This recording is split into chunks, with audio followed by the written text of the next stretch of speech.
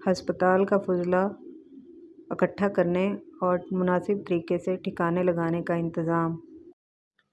ہسپتال کے فضلے کو ٹھکانے لگانے کے لیے حکومتی سطح پر اقدامات ہو رہے ہیں اور اسی سلسلے میں سرگودا ڈویژن میں ڈاکٹر سکندر احیار divisional focal person Sargodha division کی زیر نگرانی نجی سطح پر تمام ہسپتالوں، لیبارٹریوں اور ڈائگنوسٹک سینٹر کے عملے کی تربیت کا آغاز کر دیا گیا ہے، جس میں انہیں نہ صرف فضلہ طلب کرنے کے طریقوں سے آگاہ کیا جا رہا ہے بلکہ کمیٹی کی تشکیل کے بارے میں بھی بتایا جا رہا ہے اور تمام عملے کی تربیت کے اختتام پر اسناد بھی تقسیم کی جا رہی ہیں۔ یہ ایک بہترین قدم ہے جو کہ باقی اضلاع میں بھی لاگو ہونا چاہیے۔ ہسپتالوں اور طبی اداروں میں آنے والے مریضوں اور تیمارداروں کو کسی بھی انفیکشن سے روکنے کے لیے ضروری ہے کہ علاج اور بیماریوں کی تشخیص کے دوران استعمال ہونے والی جراثیم آلودہ چیزوں کو دوبارہ یا کسی دوسرے مریض کے استعمال سے بچایا جائے اور ان چیزوں کو دکانوں پر بیچنے سے روکا جائے۔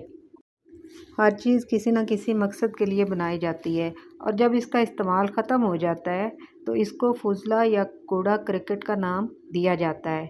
فضلہ اپنی خصوصیات کی وجہ سے موت میں اضافے کا سبب بھی بن سکتا ہے، جبکہ یہ انسانی صحت اور ماحول کے لیے بھی کافی زیادہ خطرہ پیدا کر سکتا ہے۔ ہسپتال میں پیدا ہونے والے فضلے کو درجہ بندی کے اعتبار سے 3 حصوں میں تقسیم کیا جاتا ہے اور یہ فضلہ 3 رنگوں کی مخصوص بالٹیوں میں ڈالا جاتا ہے۔ لال بالٹی میں سخت چیزیں جیسے شیشہ وغیرہ ڈالا جاتا ہے۔ تشخیص اور علاج میں استعمال ہونے والا شیشہ، ٹوٹے ہوئے تھرمامیٹر، ٹیکے، ٹیوبیں اور شیشیاں لیبارٹری میں استعمال ہونے والی سلائیڈ وغیرہ لال رنگ کی بالٹی میں ڈالی جاتی ہیں۔ پیلی بالٹی کا استعمال جراثیم آلودہ فضلے یا کوڑے کے لیے ہوتا ہے۔